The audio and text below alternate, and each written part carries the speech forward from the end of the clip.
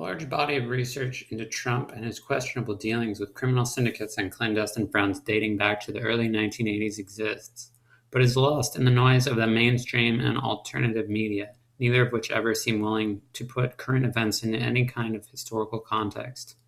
In doing such a contextualization, it's usually useful to look at one instrumental example or critical event in the past to then branch out from and establish a pattern with.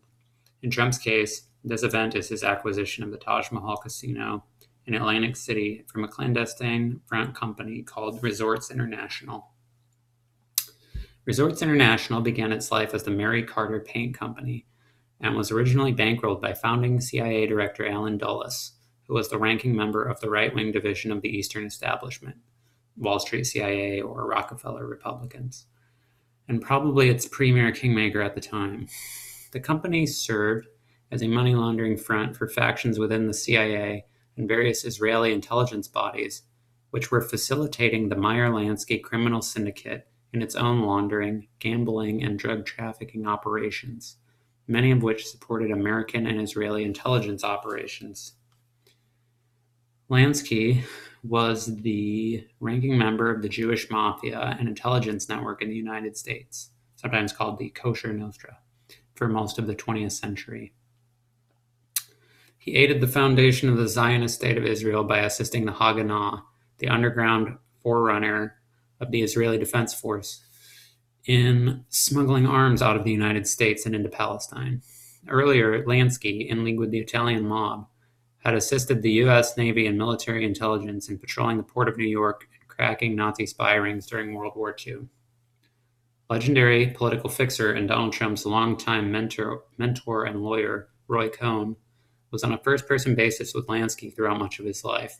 Both Lansky and Cohn are alleged to have run sophisticated espionage and blackmail rings, utilizing Mossad-related figures and pro-Israel elements of the American intelligence community. In the process, obtained blackmail material on J. Edgar Hoover and many other powerful government officials. Later, with the financial backing of Meyer-Lansky himself, the Mellon family, Baron Edmund de Rothschild, and Mossad money launderer of JFK intrigue, Tibor Rosenbaum, the company was spun off as Resorts International after it moved into the business of operating casinos and resorts in the U.S. and Bahamas as a means of laundering money for the American and Israeli clandestine services. Resorts' internal security subsidiary, Intertel, along with providing internal security at resorts properties, offered its services to other lovely parties such as Howard Hughes, the Shah of Iran, and Anastasio Somoza.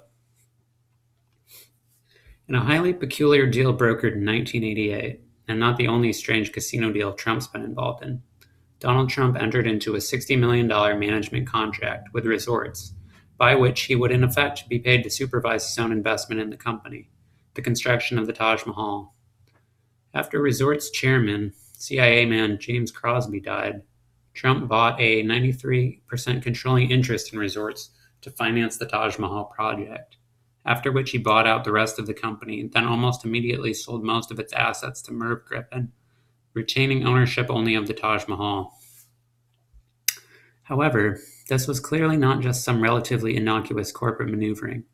Trump apparently carried on Resorts' criminal legacy, as Trump's Taj Mahal has had to pay tens of millions in fines over its 25 years in existence for willful noncompliance with money laundering laws, and according to federal investigators, became the preferred gambling and money laundering spot for Russian mobsters from Brooklyn. Interestingly, Trump's other casinos curiously have near-perfect compliance histories, indicating that there is something special about Taj Mahal. Trump and the people around him apparently don't just look away from potential criminal activity in general.